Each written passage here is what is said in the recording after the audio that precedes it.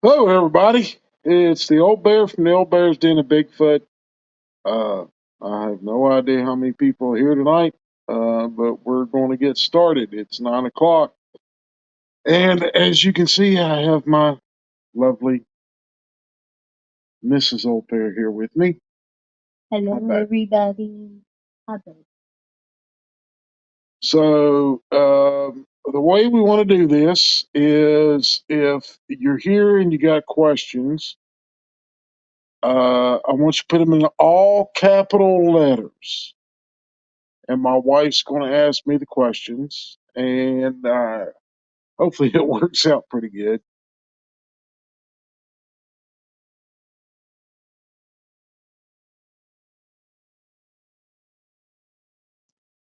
Hi, James. Hi, Vanessa.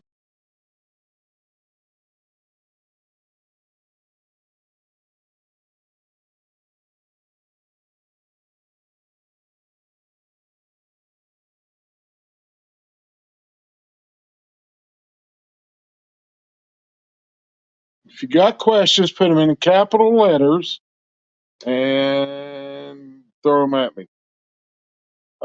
I'm doing this live tonight because there were some people that wanted to discuss things about Scar, and uh, I don't know if they had questions or if they, just wanted to see how I felt about the creature being gone. Um,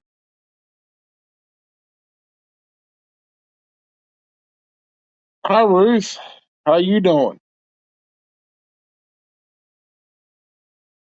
Hi, Vanessa.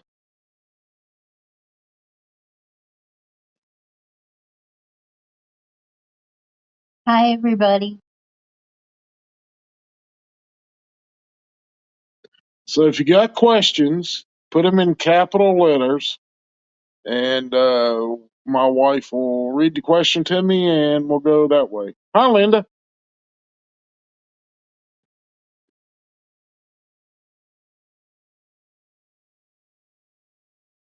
Any questions or comments about Scar you would like to make? Go right ahead. Capital letters. Hi, Zanty. Happy Thanksgiving to you and your family.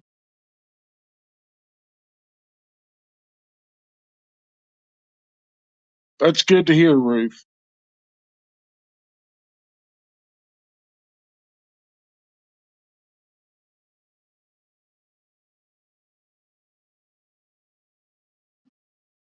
Well, since nobody has a question yet, I'll get Mrs. Berry into this. You have a blessed Thanksgiving also, James.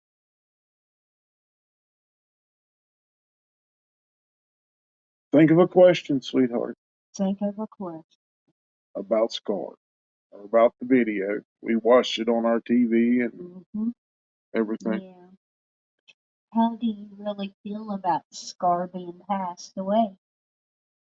Well, I'm kind of sad about Scar being gone. I mean, that was the very first Bigfoot I ever seen, and that's what got me started down this road 39 years ago. Uh, December 3rd at 2:30 in the afternoon, it'd be 39 years. It's kind of sad to me. Um, but also knowing his temperament over the years, I'm kind of glad he's gone too. He's not had a real good temperament when it comes to people being in his area, uh, and you got to pay attention to the questions, my dear. I know. Vanessa asked how you two met. Okay, got to do this. Happy Thanksgiving, Vicky. Yeah, happy Thanksgiving, Vicky. Uh, Vanessa, the way we met, um, I was 16 years old. I was deer hunting with my dad. It's the last day of deer season here in West Virginia, the rifle season. And It was a Saturday afternoon. It was about 2:30, and like I said, I was deer hunting, and it was pretty warm. It was probably in the upper 60s, close to 70. It was a pretty warm day here for West Virginia for December. And he kind of walked out from behind a boulder, looked at me, and then growled at me, bared his teeth. I'm trying to give you a synopsis of the high points of it anyway. Um, and took a step towards me, and then he started to take a second step, and I pulled the hammer back on a 30-30 rifle with a 180 grain bullet on it, and then it was sight in right on his nose. That would have stopped him instantly. Uh, but he thought that being shot probably wouldn't be a good thing. So he finally turned and ran back behind the boulder and ran up there probably around 200 yards from me. And I got up and walked up to the top of the road, and he screamed at me. And that affected me for 4 or 5 years. I really didn't want to go hunting, didn't want to go out, go in the woods, on mountain streams or anything like that. It just bothered me quite a bit. And over the years, I'd go back out there, and he always seemed to know when I was around. He didn't act the same, uh, but he acted like I was, he knew me. So we had a couple of screaming matches a couple of times between me and him, but it happens. So anyway, that's how we met. Tony wants to know how many different types of Bigfoots you have encountered. 5 of them. I'll list them for you, Tony. Type 1 is the ones that look like chimpanzees, gorillas, orangs. They're the monkey type. Type 2s are the ones that are reported to be like Cro-Magnon man, or at least what science calls Cro-Magnon man. And type 3s look like everyday humans, uh, except for all the hair and the large size. They have human type faces, and they're very inquisitive when it comes to humans because they recognize that the human face looks like theirs. So they get very inquisitive, and they're usually the ones that come to people's houses and look in their windows, and they don't do anything to harm you until you tick one off, and then it's Katie bar the door. And then type 4 can have a muzzle, but here is a qualifying thing for a type 4. They usually have tusks that come up across their mouth, either down or up. And that type will hunt humans if it feels it's not going to be a big issue. Type 5s are the ones that look like walking demons on the earth. Uh, they have deformities on their head. They have deformities, in their lengths of their arms. One of them might be 6 inches shorter than the other, and hand might be messed up. But they eat a lot of meat. And when I say a lot of meat, they eat other Bigfoot and they eat human beings. Those are the 5 types, Tony. Let me see here. James. James wants to know who's Scar. Scar is the first Bigfoot that I ever saw, James. It was a 16-year-old boy against a 20-some-year-old. It looked like he was 20-some, maybe even 30 years old. Bigfoot, 7.5, 8 foot tall, probably in the 700-pound range, full of muscle. And yeah, You know, it wasn't a fair fight. At least in my book, it wasn't. Yeah, Vanessa, I feel the same way. I probably would have too. Uh, Timothy, Timothy Hayden. yeah. Has Has any Men in Black people ever approached you and encouraged you not to talk about Bigfoot or make threats? Yeah, they've actually contacted me now 3 times in the past 39 years. And every time they're, you can tell a government idiot that thinks that they have all the power and they have none. Uh, Pretty simple thing to pick them out because they always seem to wear the same stupid looking black shoes and dumb khaki pants and the same nasty looking button up shirts and all that stuff. They look like a geek trying to look hip, is basically what they look like. At least they do nowadays. But I have been contacted by them 3 different times, and they told me to shut up. And I said, the last one, I looked him in the face and in the eyes, and I said, "You don't have enough to shut me up." And he looked at me and said, "Is that a threat?" I said, "No, that's a promise, sir. Uh, there ain't enough of you. You better look at my record. You'll see the what I mean." And James asked, of the five types, would you say that they get more aggressive the higher the number? Um, Type ones and twos, historically, and from what I've seen of them, they don't want anything to do with a human. If they see a human, they turn and either melt away or they run like the scalded dog and they just don't hang around. They leave. Type threes, they're not aggressive until you break a rule.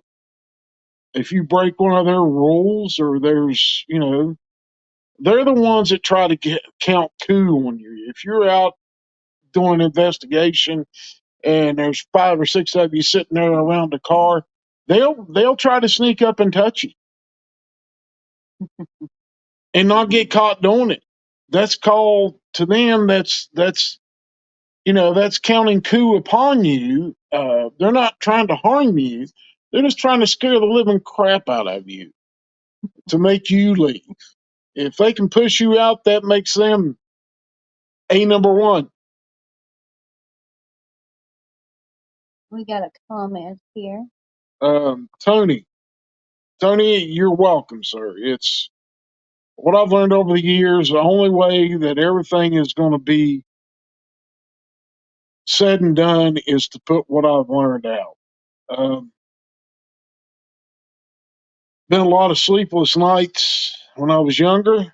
Uh, there's been a lot of headaches, frustrations, and but besides that, I mean, if people don't learn what they're dealing with when they go out in the woods or go out in the countryside, you get away from the houses, everything changes.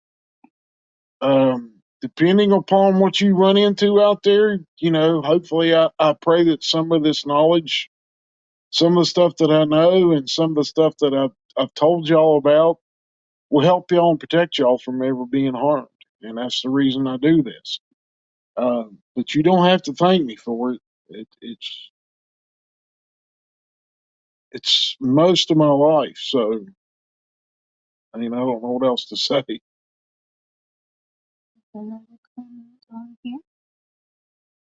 Diane.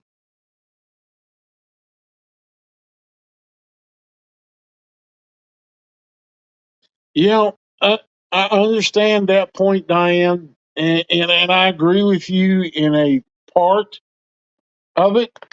he was in the wrong place at the wrong time,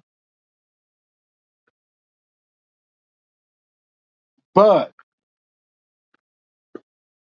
he did pay his year's lease, and he's hunted out there, and other hunters have been out there and never had any trouble. It's just the old guys said that they didn't like nobody hunting down there, and told him they didn't never told him why. And I think that was kind of, a couple of times I've argued with the lease owner out there about that. At least let the guys have an idea of what's down there, what they could run into, and they never do. They don't want to talk about it. But you tell a hillbilly / mountaineer not to go do something, we're going to go do it. Um, I mean, my wife can tell me tomorrow morning not to go deer hunting, and I'm going to laugh and grab my rifle and go out the front door. She knows that, and she expects that. But that's the way I've been all my life. If somebody tells me I can't do something, I'm going to do it. And I feel sorry for Scar, but he has been aggressive his entire life, and I hate that. But I mean, there's not much you can do about it. The guy had every right to be there, uh, and he's never seen a Sasquatch. He does not know the indicators of Sasquatch, and Scar is not your typical type 3 Bigfoot. He has an attitude. He's an alpha male. He's been an alpha male for 20, 20 years, 30 years, and he's just big and strong.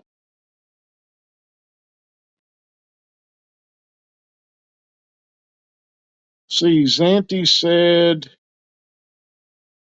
oh, wait a minute, before that, W. Lathus, thank you for the compliment. Thank you. I don't know what else to say to that man. We do it for a reason. We do it because, she knows about him. She's seen, hey, we ought to have her tell about when she saw the 3 little ones in Ohio. We'll do that in a little bit. We'll do some more questions. It's fun. You'll like it. Zanti, has there been any other Bigfoot that has come close to the impact Scar had in your life?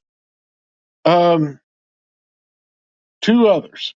And the reason being is because both of them, the first one introduced me to the Gugway type. It tried to hunt me, and that's a major mistake. I've been a hunter since I was 7 years old. My dad, my grandpa, not my grandpa, because my grandpa had passed before me, but my uncles on my mother's side, my daddy,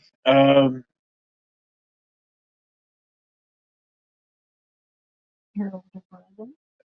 not so much my older brother. It was more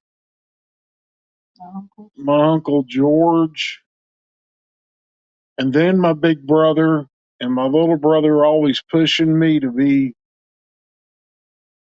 more quieter and more like him, that he can almost run through the woods and not make a sound. Um, over the years, I've been pushed in a lot of different areas, and other backgrounds that I have lived through in my life. That Bigfoot didn't have a chance. The other one I ran into that was impactful was the one that, if you'll go back and listen to the account that I had about the Bigfoot killing people out here in Jackson County, the young couple. Uh, the the clan leader of that Type 5 clan, uh, that one taught me a few good lessons. You don't let them walk away if they're that tight, because they're going to come back and haunt you. It took 15, 20 years for it to come back and haunt me, but it did. And a young couple lost their life because I didn't get the job done. And that bothers me quite a bit. So that help you out, Xanthi? James says, I've heard a 30-30 hasn't stopped some. What rifle was the Marine using? He wasn't using a rifle, he was using a compound bow, with a 100-pound draw weight. So sinking an arrow into a Bigfoot is a tough thing to do. It takes a really tough arrow, it takes a really tough broadhead, and he had both of those. And he had a heavy draw weight, and it sunk it in enough to, I guess, hit the heart. And also wanted to let everybody know that the Bigfoot Scar's grave has been dug up by his clan. Uh, I found that out evidently Sunday. The lease owner went out there to check, or he went out there Monday morning. He was out there Sunday during the day, and it was there. He went back on Monday morning, and it was gone. And all the big rocks that they had put over top were slung down the road, slung over the hill, and the grave was dug up, and the body was gone. And the only way, one other thing, James, when it comes to a 30-30 rifle, if you're using a 180 grain bullet, that's enough to stop a Bigfoot, but you have to hit him in the head. Chest shots are not the smartest shots to take when it comes to a Bigfoot. I don't care what caliber you got, unless you got an elephant gun. Then you can penetrate. So that's the only problem a lot of people have when they shoot one of these things. They want to shoot them in the chest, and through all that muscle and that heavy bone that's underneath that muscle, it don't penetrate. But an arrow is a lot different beast than a bullet, because bullets are made to expand out and mushroom and look like the bottom side of a mushroom cloud, and they don't have that sharp point and the blades cutting all the way through the muscle. And at 20 yards, that's a very deadly combination for anything, even an elephant. It's enough to penetrate an elephant, because they've shot them with bows. South African elephants have been shot with bows and killed. So think along the lines of an elephant, and that's what you pretty much get with a Bigfoot. Timothy asked any updates on the Halloween Trouble couples encounter. Yes. They no longer live in Kentucky. They sold the home. When they sold the home, there was a strange couple that came and bought the home and paid cash for it. They left us. They moved to Louisville, and then shortly after they moved into Louisville, for about 2 weeks, they bought a home some other state close by. I'm not saying which state, but they bought in a state close by, within 300 miles of there, and they live a happy life in a town. Not saying what town, don't ask. Um, they don't want to have a visit because of something I said, so please forgive me for that. Does that give you everything you need, Timothy? Okay. Vicky asks, what is a normal lifespan of Bigfoot? Human lifespan. They can live probably up to 120, 140 years the most, if they get the right diet and they don't have any physical injuries. I would say probably 120, 140 years, really close to our lifespan. Maybe it's actually a little bit more than ours. So, and you're welcome, Zanti.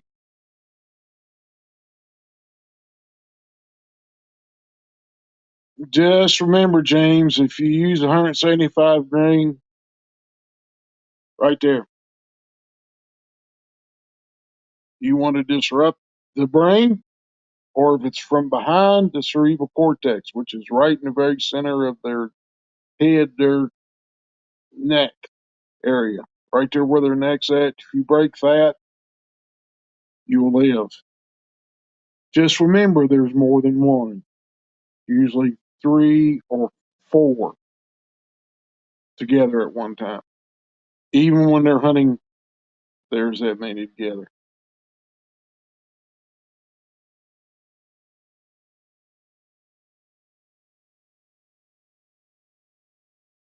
Yeah, Vicky, I understand where you are.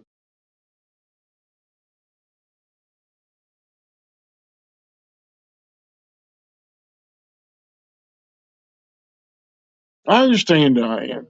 I don't fault you for that. I applaud you for it. I mean, you have that feeling, and it comes to a Bigfoot. You know, sometimes you go places that you shouldn't go. Um, I dare to say, after speaking to this gentleman, that he now knows not to pay attention to when somebody tells him something.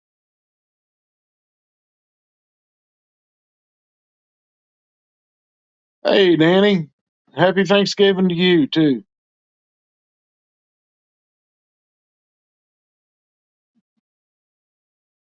I understand, James. Running into one is not conducive to your health, and shooting one just brings a lot of headache with it,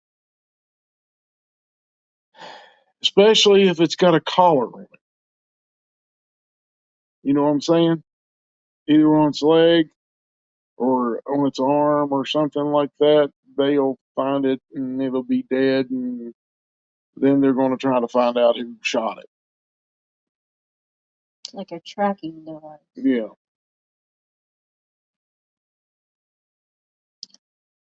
Jellycat wants to know, Bear, how do I contact you? I had the 8-hour encounter with two of them 30 feet, under my deer stand. Ooh. That sounds like fun. You can contact me either through my email. You want to grab a pen and piece of paper, and I'll let you know how to get a hold of me. I'll even give you my cell phone number. I'll give you a minute or two to do that real quick, and then I'll give you my email, and I'll have my wife type my email in and put it up on there so you can find it.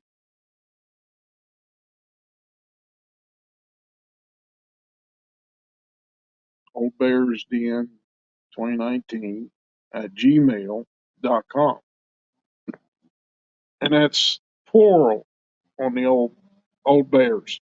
It's supposed to be an apostrophe S, but they won't let you put an apostrophe in. Well, James, the tracking colors that they use on these creatures, that whenever they catch one that's been bad or something, and they move it or they track it so they can keep track of what it's doing, uh, it's not it's a titanium band that goes around their leg, and they went away from those, and now they inject something underneath their skin. And the only way for a Bigfoot to do it would be to rip their skin open and pull it out, and then it would give them the infection, and they would die shortly after because they don't have the same kind of medications that we do for. Um,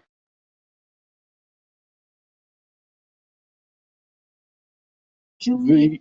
the email is on in the chat. And the phone number for me would be 681-264-1044. And go ahead with your question. Um, Julie wants to know, is there a certain type common in the South? Yes. Excuse me. Most of the South has what is called swamp apes. They are a, you would have to list them with the Gugway. They're more human. They're more like the human type, but they're very aggressive towards humans and they will hunt humans.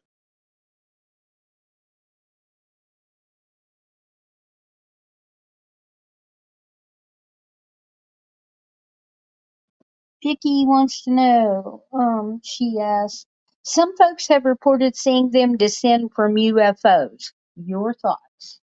When it comes to a UFO and a Bigfoot being in the same area, or people saying they're descending from a UFO, I don't want to discredit a person because they saw some unidentified flying object in the air. But because you see that UFO and then see a Bigfoot shortly thereafter, does not mean that it came from a UFO. Every Bigfoot I've ever seen, and I've seen over 30 of them in 39 years, every one of them bleed like we do, they eat like we do, they go to the bathroom like we do. They do everything that an earthbound being would have to do.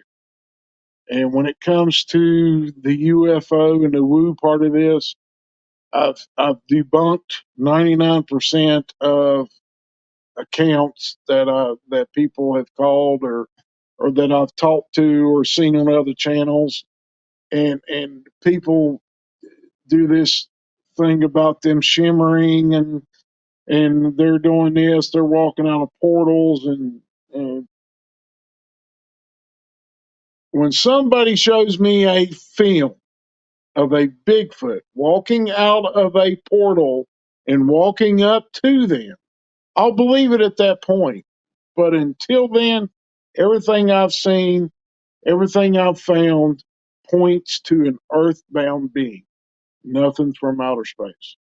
If it's an outer space thing, then I don't mess with UFOs. I've never seen one.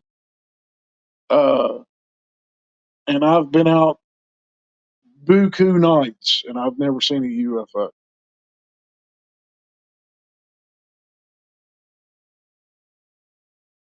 You're welcome, Jellycat.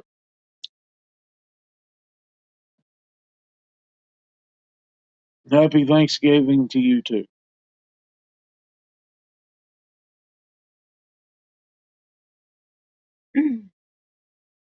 Okay. Trey Parr wants to know, have you or do you know anyone who has seen a feral human?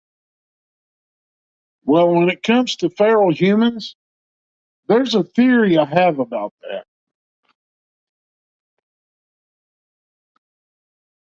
And here's my theory. Yes, there are people that walk away from society and they go out into the wild and they live out there on their own, and people want to lump them in as feral. Well, technically they are feral, but here's the thing. Over the past 39 years, I have gotten many accounts of Bigfoot taking women. Um, the American Indian has many different tribes have reports of Bigfoot taking their women. And when it comes to that, I think maybe it might be the children of those women being taken. Um, Bigfoot produce the same way that we do. They don't have. Everybody says, well, they have a season that they have children in. No, they have a time when it's best and optimum for them to be born. Um, but when it comes to the ability to have sexual relations, male Bigfoot can do just like a human male can, anytime they want to. And James has got a thing here. He said, couldn't UFO related be government tracking them? That could be true. Um, they track them at my buddy's place that we go out and do Sasquatch investigations at. They fly over his place constantly in helicopters. You'll see one blinking light on the helicopter, and the rest of it's black, and they're quiet. They're not making a. They're not doing the blades are not making a noise. So yeah, it could very well be the government tracking the ones that are got collared and everything.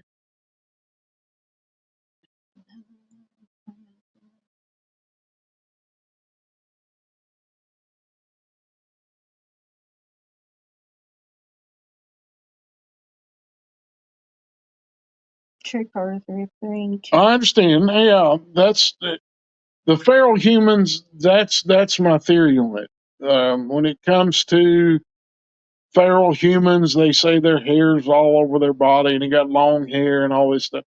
Those are traits of Bigfoot. And I think that there has been some crossbreeding that has happened, and that's how you get to feral humans. Ones that can't speak English,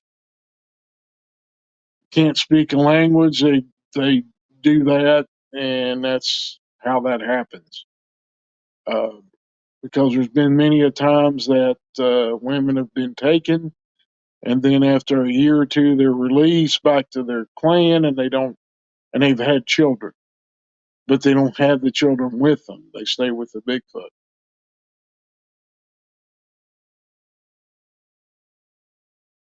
Did you say that? Mm-hmm. Okay. I don't see Anybody else got a question? Or would you like? How about I ask this? If you would like to hear the account of my lovely, beautiful, best woman in the world, bride, tell her account of seeing 3 children Bigfoot, let me know. Just say yes. Somebody say yes. She needs to tell this.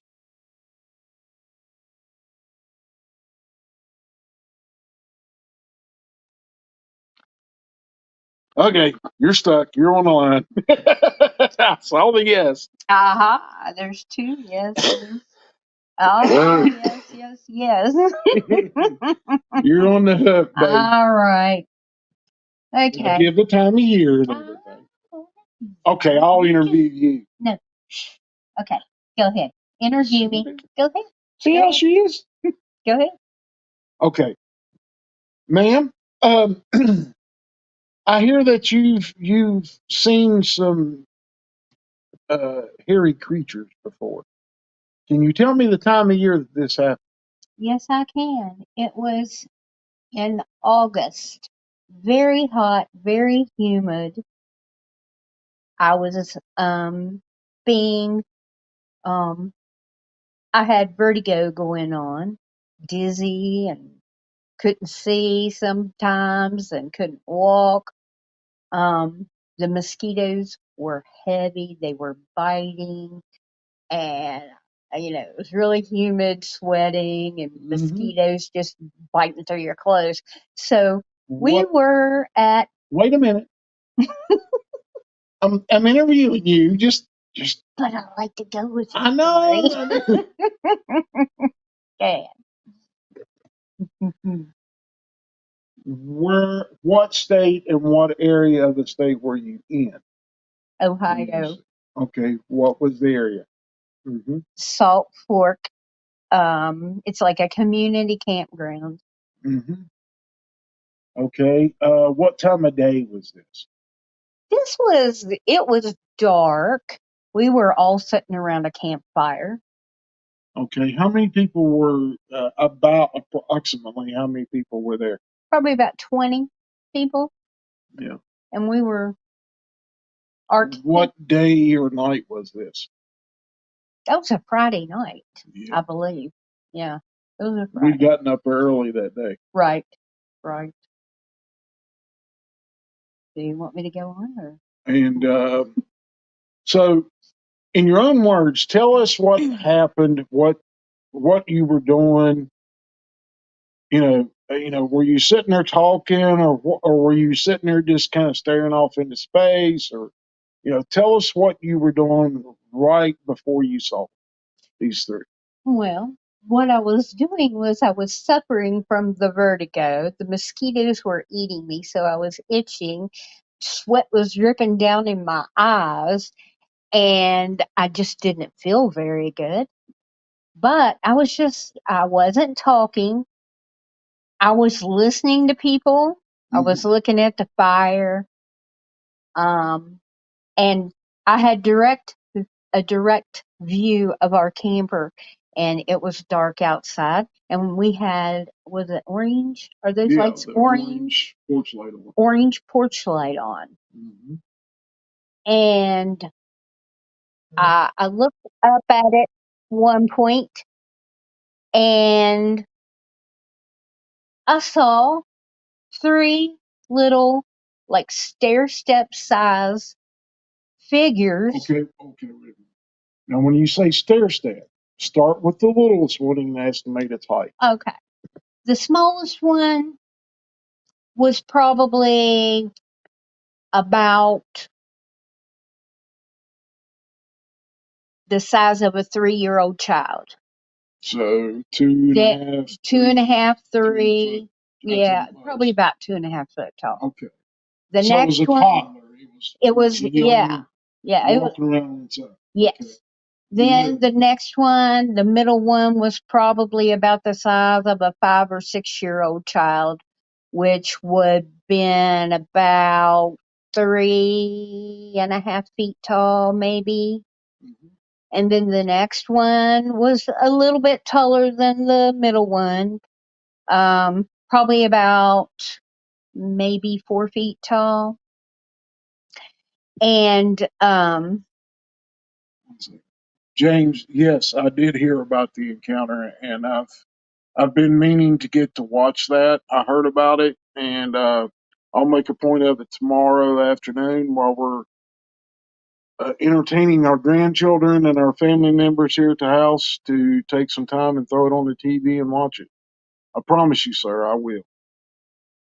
Go right ahead on the third one, my dear. third one, probably the size of a 7 or 8-year-old, maybe about 4 foot tall, and they were scurrying around the front of the camper. Now, wait a minute. Now, what about our camper that attracted them? You think it may have been the orange light? Probably. Okay, And the fact that it may have been there and they weren't used to something being there. Yeah, because usually nobody camps in that spot, do they?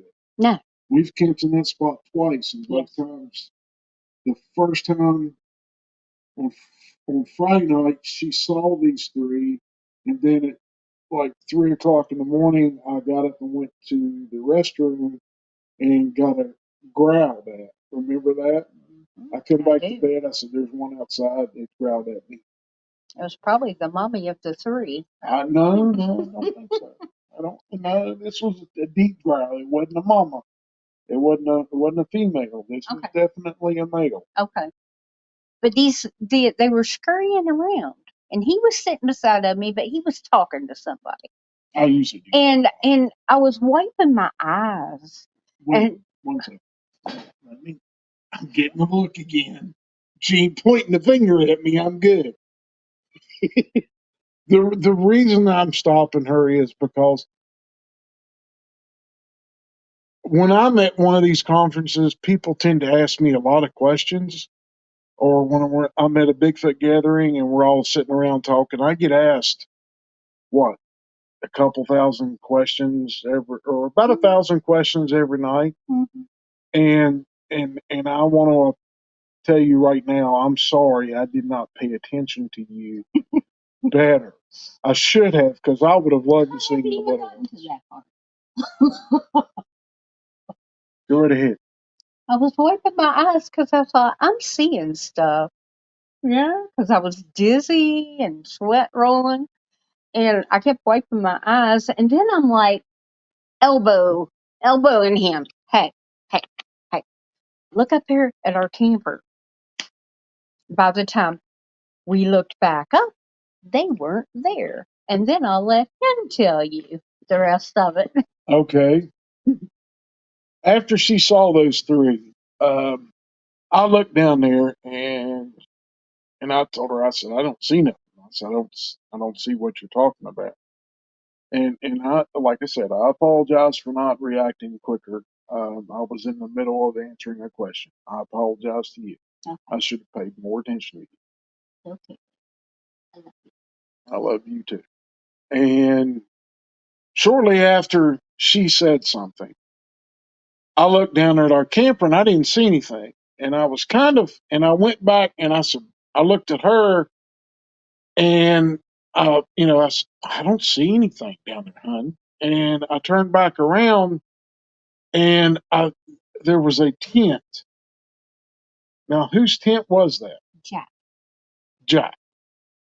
He had his tent put up. He had a light on inside of his tent. And I seen something move, kind of like lean out. And I'm sitting there and I'm kind of looking at it out of the corner of my eye, and I'm like, what the heck is.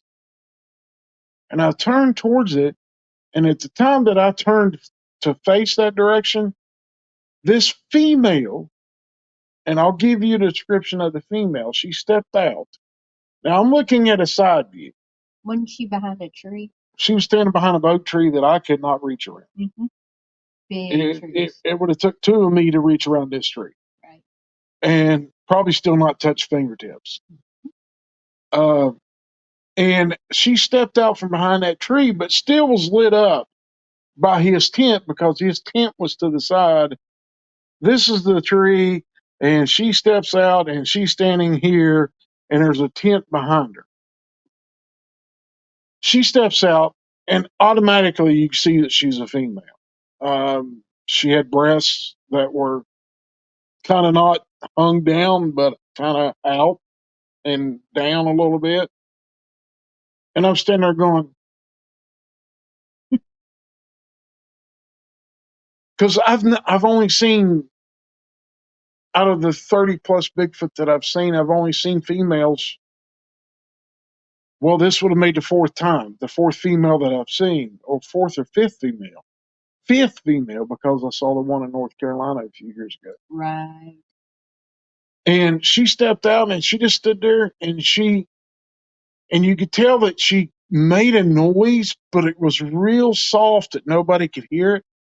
And I looked at Jack and I turned and looked at Jack and I said, Jack, look at your tent.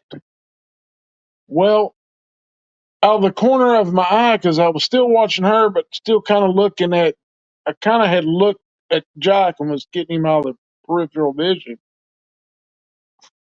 She took one step backwards behind the tree. And then when I got Jack's attention, you could hear her going through the brush that was across the road from his tent. She had made two big steps and was in the brush that's right off the little camping area there.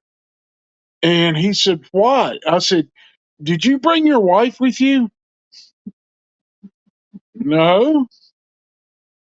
Well, you've got a visitor and it's female. She's down there wanting to give you a kiss. And Jack looked at me and said, what are you talking about? I said, there's a female Bigfoot just stepped out behind that big oak. And he's like, what? So he jumps up and everybody's standing there looking. They're trying to, and I said, everybody be quiet. and you could hear her going towards the swampy area that was just over the hill from where we camped. Mhm.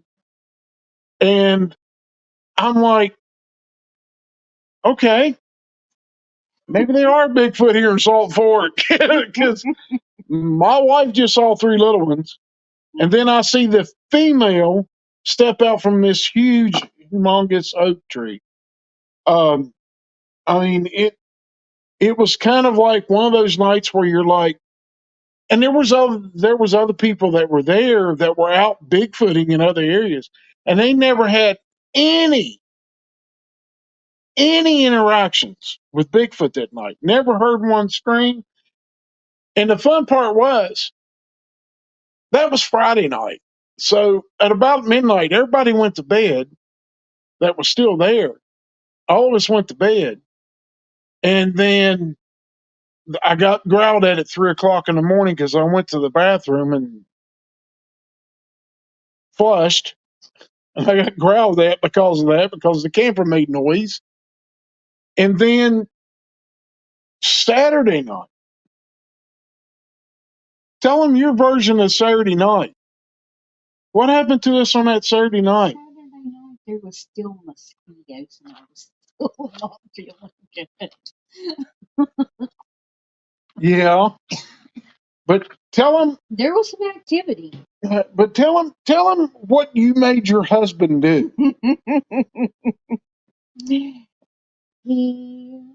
I'm gonna tell you the nickname. Go ahead. Okay. So the first time he ever did a Bigfoot howl at our friend's house, In front of my wife. in front of me, he nearly scared our friend out of his pants. And from then on, our friend has referred to him as the constipated hillbilly when he makes the Bigfoot howl. So, anyway. Go ahead. Oh, I said, you know what? You need to go do one of your howls. I said, it's probably going to bring out something. Mm-hmm. And he did. Yeah, well, now wait a minute. You're forgetting a part of you enlisted other people there that night and kept saying and got them to sit there all. Yeah, it's because you're so cute and so pretty, and because you have that sweet voice. Everybody kind of listens to you, and then they fall in line. The only one that gets by with not falling in line is me. That's why you stay in trouble all the time. But she enlisted other people that were there. I was like, do you want to hear him do a howl? Yeah. So I've got 5 or 6 people looking at me, harping at me to do a Bigfoot howl. And I got up, and which one did I do? I told you that I was going to do the aggressive one. Remember? Yes, I do. I said, now you asked for it. Now you're going to get what you're going to get. So just sit back and watch. I got up. I took about 5 or 6 steps away from my wife, behind the other couple that was sitting over on that side. And how long did it last? What, 20, 30 seconds? Yeah, 20, 30 seconds. For one howl. Yeah, and it was loud. Oh, yeah. Yeah. That was probably one of the loudest howls I've ever done and longest. And what did I do after I did the howl? Did you not? Oh. I walked back over and sat down. He walked back over and sat down, yes. And what happened within 30 seconds of me sitting down? And there was, did something growl over in the bushes right beside of a couple that was. Well, not right beside him. There was probably 30 or 40 feet. Behind them. Yeah, it growled, and then it did what? Stomped, yeah. Stomped its foot. Yep.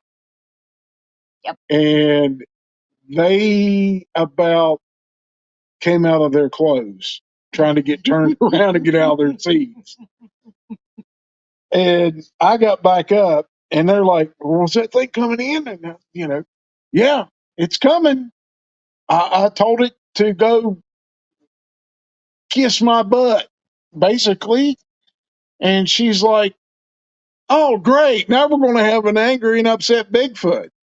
And when it got almost to where that trail come out, it stopped and stomped its foot again and growled real low. And at that point, I knew that if I didn't do something,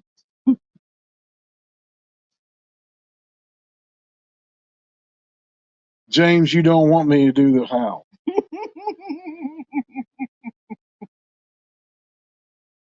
I would have to go outside and you could still hear it inside. And then we got Bigfoot that live around here. Didn't you do it on a video? No, I did the semi-aggressive one on the one that was when we did Tennessee. Remember the one I did in Tennessee? I stood up at that point when they were grabbing their chairs and getting up and trying to get turned around to see this thing come out. And they could see it, see the form. And I stood up and walked over and went, hold your ears, babe. Oh! Sorry if it was too loud. That stopped it. It stopped. That's like, don't come over here. That's something that I've picked up over the years.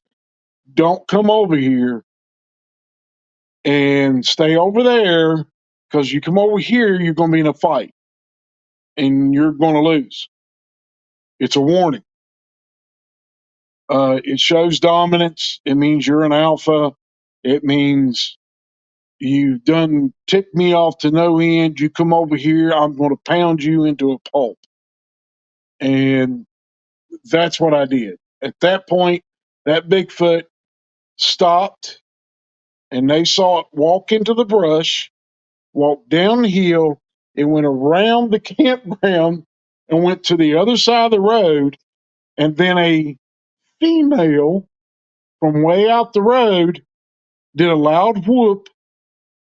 He answered and he went towards her. Now, everybody in the campground sitting around going, oh my gosh, what have we done? We done got something started. They're freaking out. But it was part of the fun.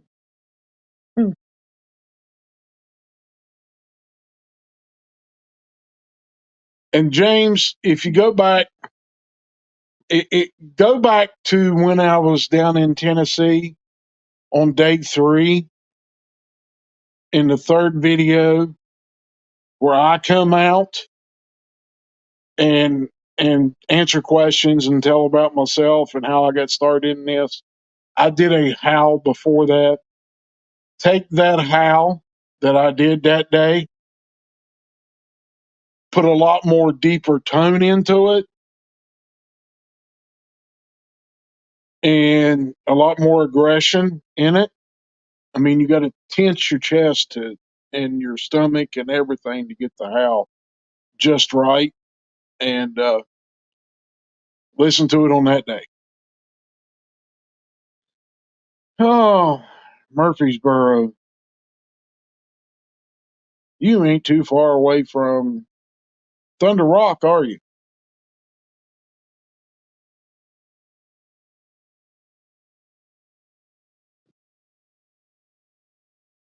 So that is her That's first actual Bigfoot sighting. Yes. And that's going to be the last one you're going to be allowed to see. For some reason, I've never seen the big ones. I've heard the big ones. Oh, I've heard them. Tell them about that Saturday morning you went out to get us breakfast. That was a Sunday morning. That was a Saturday morning. You sure? Tutors don't open up till 7 a.m. and it was about 8:30, 9 o'clock. no, it wasn't. It was around 7:15 in the Oh, morning. yeah. Yeah, I walked out the door to go get us some breakfast. John, you're in St. Albans?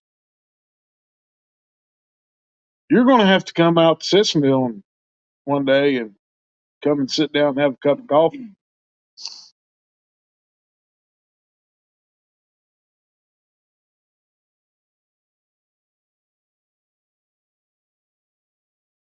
James, I've never been to Seattle, but I have been to Washington State, the eastern part of Washington, up off, what is that, 80 or 9? I don't remember what interstate, 92 or something.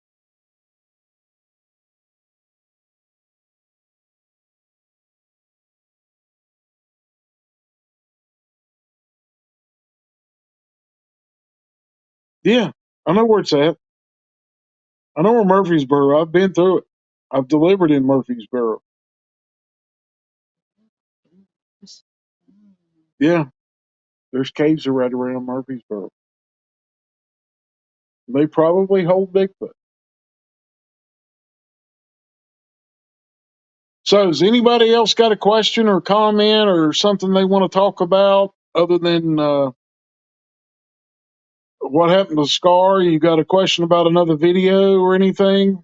Because if not, uh,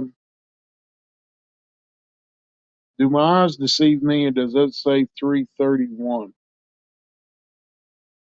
Where?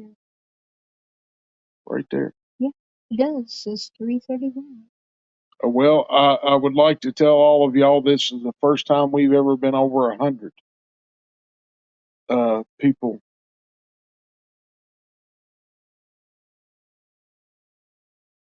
John, what does a slap on the house mean? That means they're trying to get your attention to get you up and do something so they can watch you as television.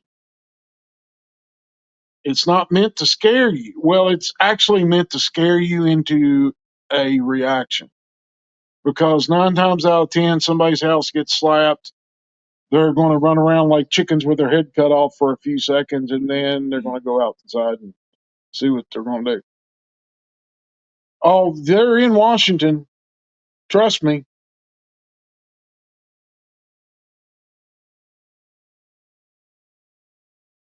Tennessee. Oh, Murfreesboro. Yeah, they're in Tennessee. Yes, sir. Go to Thunder Rock Campground. Take the road to the top of the mountain. Go up there and scream as loud as you can, and you'll find out you're going to hear 4 or 5 of them scream back at you. Your house got slapped.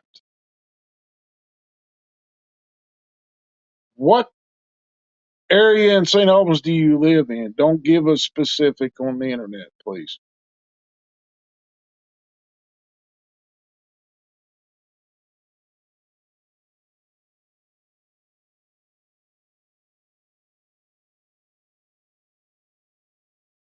Yeah, John, if they're smacking your house and it's a constant thing, it just happens once, they're just trying to get a reaction out of it.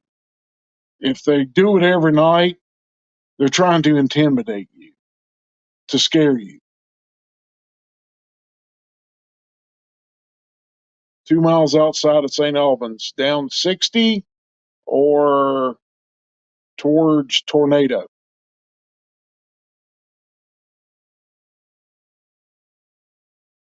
Yes, Julie, they are migratory for the most.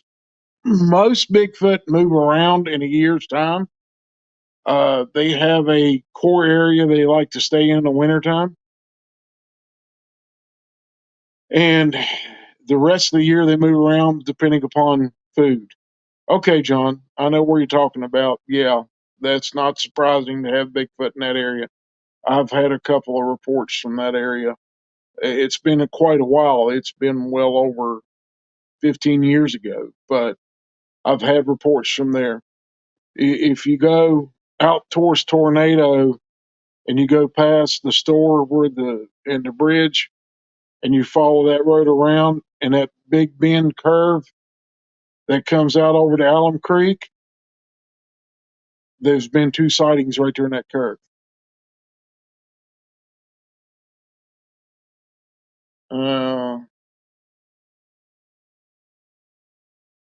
yeah, that stuff happens, Irma. Nancy, uh, you cannot deny the love you two have for each other when you see how you look at each other. No, I would never deny that I love her. I love her with all my heart and all my being. She And I was a love gift you. from God And when I I love needed you it. too, very much, with all my heart. Thank you, Nancy. Thank you. That was when you were a kid. Yeah, yeah, it's not surprising because if you remember, there didn't used to be near as many houses out there as there are now.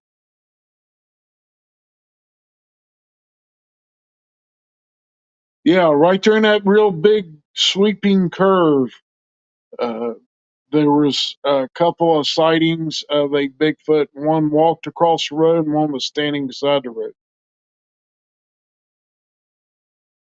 Yeah, the picnic table. Yeah, I remember that. I heard that. That wouldn't be a bit surprising. They probably had a tree limb or something and was trying to get a reaction out of you to get you out of bed. We're two peas in Well, I always like being near you. If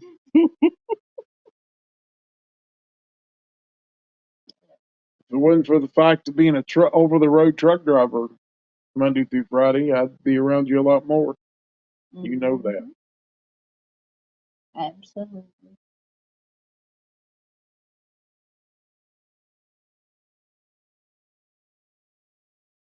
So, um, yeah, give me a call um, sometime this weekend. Uh, and whenever you can, John, send me an email and we'll meet up sometime, maybe at the McDonald's or something down there. And oh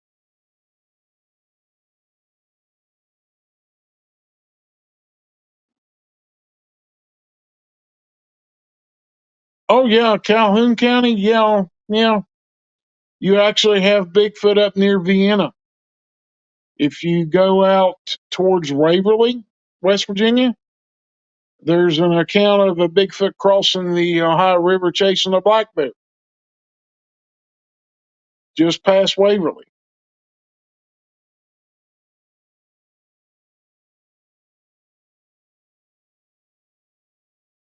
Well, they don't always leave tracks.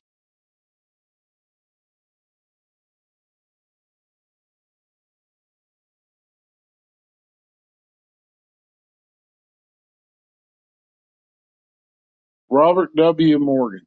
I haven't heard that name for years.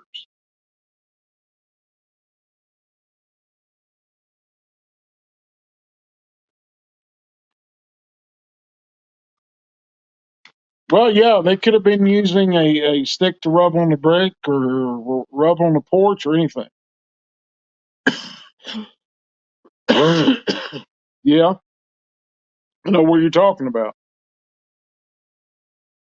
See Waverly, and then there's three Princeton. little towns. No, Waverly, Okay. up I on see 77. the animal. Yeah, there's an Oh, animal reserve up there. okay. Why have you never taken me there? Uh, I've never thought of it. Messing with you. Remember, I had to go up above Waverly, up there to where the Mhm. power plant is, Right. and pick up fly ash up there a couple of Yep. times. I remember the name of that. So I've been through all that. Yes, you have.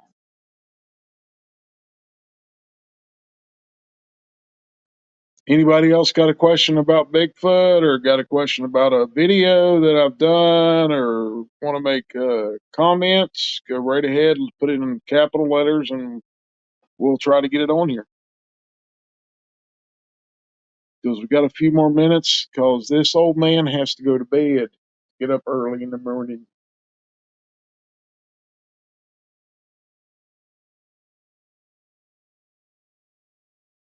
You have pics from a taxidermist who made a Bigfoot. Hey, James, send those to me. Look me up on Facebook and messenger them to me. Or you can text them to me.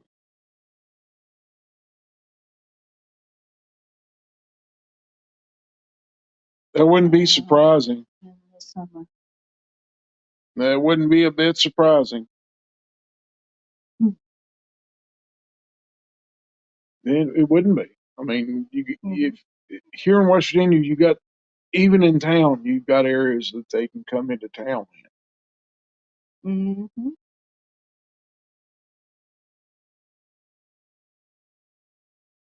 All right, James. Thank you. I appreciate that.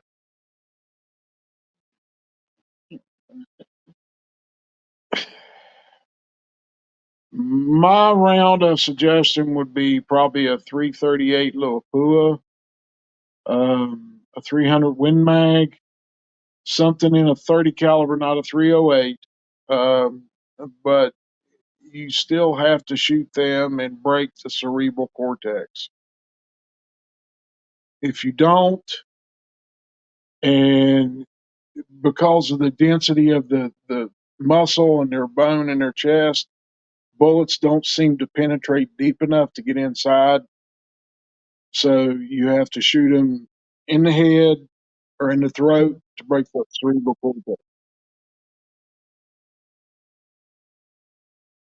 That's sweet, Ruth. Ruth, I would love to bring my wife to California, but the problem is she doesn't fly.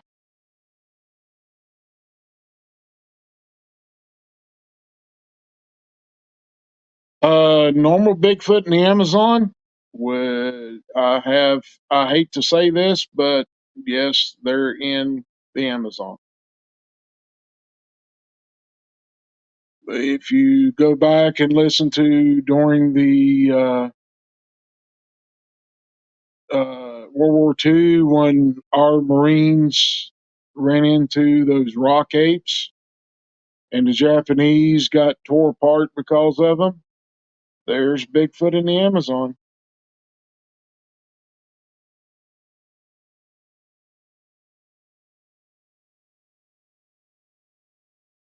Yeah. Yeah, it takes a well constructed arrow and a very good broadhead to penetrate their chest. But that's the benefits of an arrow. It's continuously cutting through that muscle, and with the right draw weight of 70 pounds up to 100, you can penetrate. Yes, that's right. That's right, Bob. There's variations worldwide. You got the Yeti in Siberia. You got the Yeti in Himalayas. You've got what's that one over there in the lower highlands of the Himalayas? The one that makes the Oh, but the the orang Yowie, pendek. yeah, the Yowie in Australia. Yeah, and you've got other ones in Australia that are called different names instead of the Yowie, but they're all the same. What are my thoughts on the John of Kandahar? When it comes to a John of Kandahar, it would not surprise me any.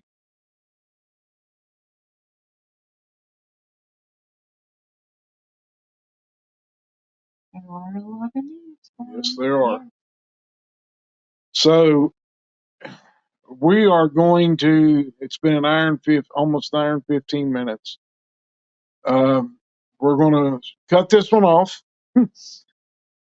This old man needs to go to bed at 5 o'clock in the morning. It's getting harder and harder to get up anymore. But I got to do it all the time.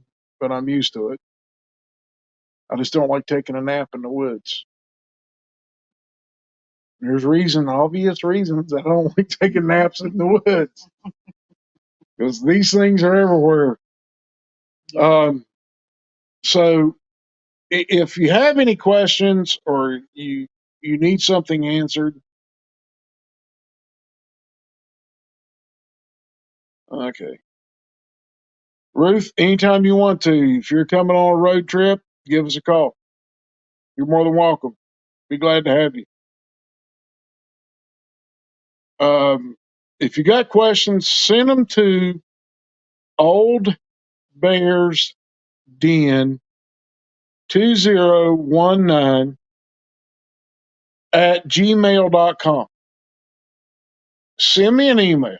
If you got an encounter that you want to talk about, or you got questions, or something strange has happened at your home that might be possible Bigfoot, give us a call. We'll come out. If it's not a 12, 13-hour drive, we'll be glad to come out. And or 2 or 3 foot of snow. That's her, not me. I don't care about if it's 2 or 3 foot of snow. 2 or 3 foot of snow's, it's about right there. I wouldn't be able to move. Yeah, you'd be stuck in snowdrifts. But give us a call. Let us know if you got an account that you want to talk about, or you got questions about maybe why they're doing this or whatever. Give me a shout and let me know.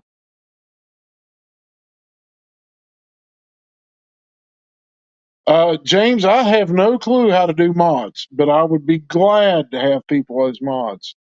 I don't know how to do that, but maybe I can figure it out on the next live, which will probably sometime within the next week or so. And we'll have people on as mods. I appreciate it. And we thank you all for coming. This has been a very fun evening with my beautiful bride. It has been a good day altogether. We thank you all, and may God bless each and every one of you and keep you in his grace. Good night, Ruth. Happy Thanksgiving to you. Bye-bye, everybody. Bye.